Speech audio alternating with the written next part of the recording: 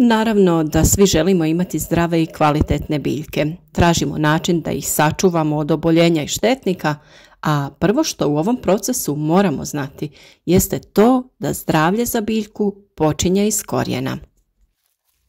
To znači da je dobro hranjena biljka i zdrava biljka, otporna na vremenske uslove, temperaturne oscilacije, nametnike i druge vrste oboljenja.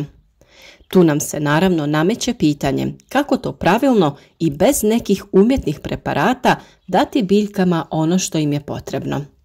Najbolje je odraditi to na prirodan i jednostavan način, zatvarajući neki prirodan ciklus koji možemo vidjeti svuda oko nas. Vraćamo prirodi ono što nam je dala. Najbolje je biljke prihraniti sa kompostom koji lako možete proizvesti i sami. U današnjem videu ćemo se posvetiti toj temi. Kako na pravi način kompostirati, šta se sve može kompostirati i prikazati kako smo mi napravili naše kompostište. Za sve druge savjete o uzgoju biljaka koje nesebično dijelimo na dnevnoj bazi, zapratite naš kanal i tako nas podržite. Pronađite neki koristan savjet i pratite poslove koje je potrebno na vrijeme obaviti u vašem vrtu. Za redovne obavijesti o novim video savjetima kliknite na znak zvonca kako bi bili u toku sa radovima. Napominjem i da je praćenje kanala besplatno kao i svi naši video savjeti. Kompostiranje je prirodni proces razgradnje organske tvari, pri čemu nastaje ekološko gnojivo. Važnu ulogu pri ovom procesu imaju aerobni mikroorganizmi koji biološki razlažu organski otpad, pri čemu na kraju procesa nastaje humus. Najbolje gnojivo za svaki vrt je upravo kompost koji poticajno djeluje na biljke, ali i na sastav mikroorganizama koji poboljšavaju njegovu strukturu. Miješanjem vrtnog komposta sa zemljom potičemo veću prisutnost korisnih kukaca, a mnogi od njih pomažu u suzbijanju vrtnih štetočina. Najbolji prirodni proces možete vidjeti prilikom šetnje šumom, gdje se neprestano odvija upravo taj proces kompostiranja. Biljke koje u jesen venu, lišće i suhe grane, sve to se zadržava na tlu, prirodnim procesom trune i dobivamo prirodni kompost, te je ta zemlja vrlo korisna i pogodna za biljke. Upravo tako se taj isti proces može odraditi u vrtu na našim gredicama malčiranjem. Za tu namjenu možemo koristiti svježe pokošenu travu, lišće ili slamu. S vremenom taj malč se stapa sa zemljom, trune i na prirodan način razgrađuje te pretvara u biljnu hranu. Slama je odličan izvor ugljika koji biljke vežu iz atmosfere, kao i razne suhe grane i grančice koje su baš kao i slama smeđe ili žute boje. Takvi materijali su na samom kraju procesa siromašniji biljnim hranjivima. Oni više služe za izgradnju mase, pa ih treba redovno miješati sa zelenim materijalima. Tu se ubrajaju razni korovi, ostaci biljaka, pokošena trava i sl. Vrlo je bitno da biljke nisu osjemenjene i da su ti ostaci biljaka koje uklanjamo zdravi, a ne prenositelji raznih gljivičnih oboljenja. Zeleni materijali odličan su izvor dušika. To je element kojeg većina biljaka treba u najvećoj količini. Upravo zato najkvalitetniji kompost nastaje kada pomiješamo ravnomjernu količinu zelenih i smeđih dijelova. Kompost predstavlja organsku tvar koja je nastala razgradnjom aerobnim putem. Koristi se kao gnojivo i kao poboljšivač zemljišta. Kompost još nazivamo i smeđe gnojivo. Prilikom kompostiranja sam proces humifikacije ide do kraja, tako da se organska tvar pretvara u trajni humus. Kompost služi za rast biljaka i predstavlja apsorpcijsku tvar koja zadržava vlagu i rastvorene minerale. Iako je jesen nekako najpogodnija što se tiče dostupnosti materijala za kompostiranje, mi kroz cijelu godinu možemo iz kućanstva i iz našeg vrta da prikupljamo ostatke i da ih stavljamo u kompostište. Možemo dodati dosta suhih grana, opalog lišća, možda negdje ima i piljevine, strugotina drveta, ima kartona i raznovrsnog papira. To je sve smeđi materijal koji ulazi u kompostnu hrpu. A također je dobrodošao i taj zeleni materijal. To je primjerice zelena trava koja se može nakositi, a to može biti i stajnjak, konjski, goveđi i ovčiji, koji je ujedno aktivator komposta jer je bogat mikroorganizmima. Kompostište je najbolje pripremiti u odvojenom dijelu bašte koji će se koristiti baš za tu namjenu. Poželjno je da to bude u nekoj sjeni, odnosno da mjesto pripreme ne bude direktno izloženo sunčevom svjetlu. Možete ga staviti i u sjenu nekog drveta. Kompostirati možete u ručno rađenim drvenim sanducima, pletenim korpama ili kupovnim PVC komposterima, koje možete naći različitih kapaciteta u poljoprivrednim apotekama. Mi smo svoj komposter izradili od paleta i drvenih dasaka. Kako bi kompost bio dobar, važno je izabrati odgovarajući položaj u vrtu što podrazumijeva da je mjesto prozračno. Bilo bi dobro i praktično da je blizu vrata i blizu vode jer je potrebno nekad i zalijevati ovu kompostnu masu. Zatim da je kompostna masa u polusjenovitom položaju jer toplina potpomaže razgradnju organske tvari, ali direktno izložena suncu i visoka temperatura može postupno isušiti kompost, pri čemu kao takav ne bi bio iskoristiv. Zemljište na kojem se postavlja kompostna masa mora biti rahlo i dobro drenirano, jer u protivnom zadržavanje vode može dovesti do propadanja. Važno je usitniti, ali i miješati sadržaj komposta, pa nakon sloja otpadaka punih vode potrebno je staviti suhi sloj lišća i suhe trave. Da bi proces razgradnje tekao kako treba, važnost ima i prozračnost mase, dakle mora biti strujanja zraka.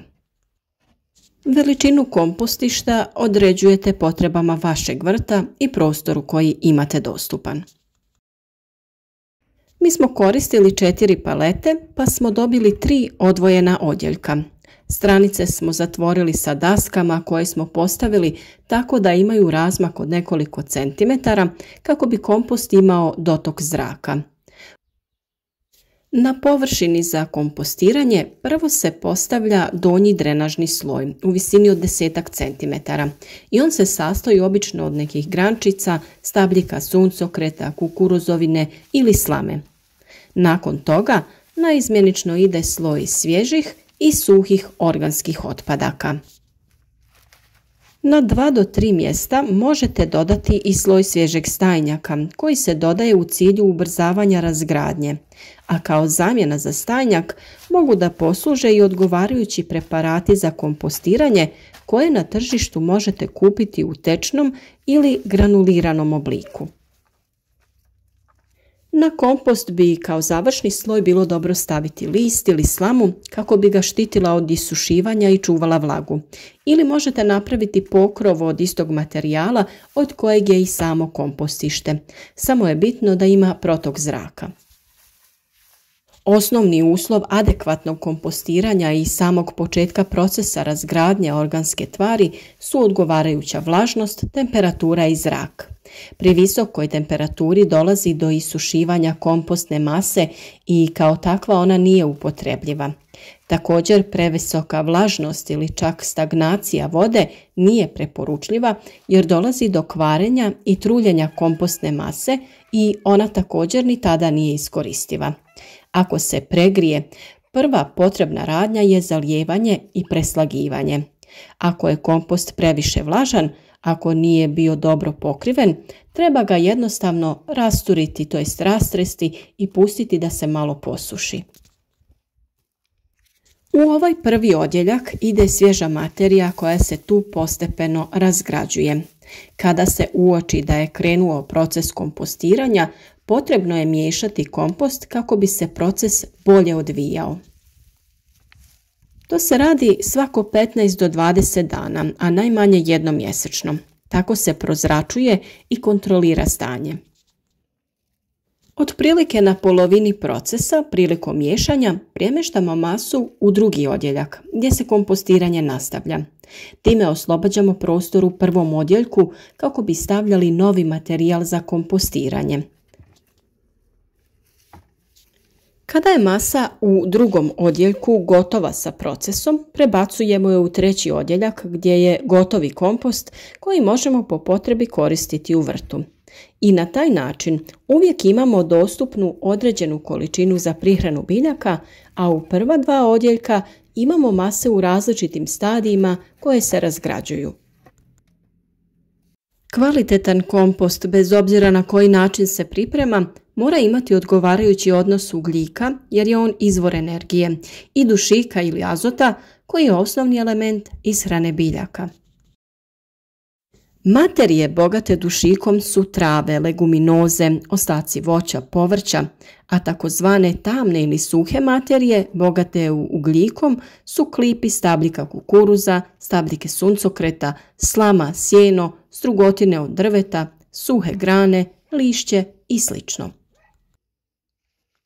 U procesu se koristi biljni ili organski zdravi otpad kao što su ostaci povrća, trava, ljekovito bilje, lišće, slama, pepeo, životinjski izmet.